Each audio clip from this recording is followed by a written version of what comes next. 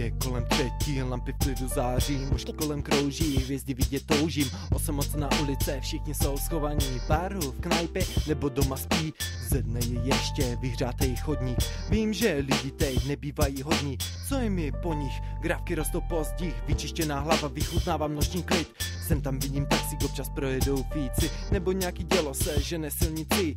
Dým v klidu, cíga stoupá, měsíc úplňku, vítr trochu fouká, vnímám jen tiché panoráma. Budu se procházet klidně až do rána, celé město je jak zakleté, chodník, beton, vše je tak křehké, i feťáci dnes noci jsou jaksi klidní, doma zalezlí, znáší se přítmí, každý říká, jak je to v noci nebezpečné, možná u vás, ale ne v PV, pro mě jsou tu noční toulky jedinečné, žádné kroky pro mě zde nejsou zbytečné, miluju ty chvíle, kdy obloha do černé se obleče, že mi to zas dostává, o tom jsem přesvědčen. O tom jsem přesvědčen.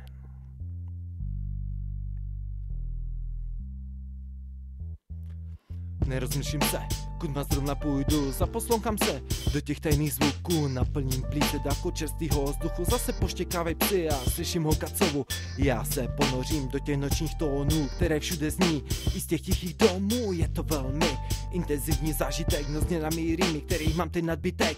Vím, že se snažíte přijít na tu krásu, noční zevlik bez jediného kazu. Čekám míru na ranní rozbřes, těch pár minut by zasloužilo potlesk, ale ještě pár hodin zbývá, cítím se svěže, nechci vůbec dívat na to, že je noc, není vůbec zima, procházím se pomalu, nemusím spěchat, chci jen vnímat ty noční melodie, místa, kde vládne temná melancholie, je krásné procházet se po Prostějově, svému nutkání vždycky musím vyhovět, jak mlčící strážci se tyčí domy panelové, mají zvláště osyn, jsou žlutou barvou natřené.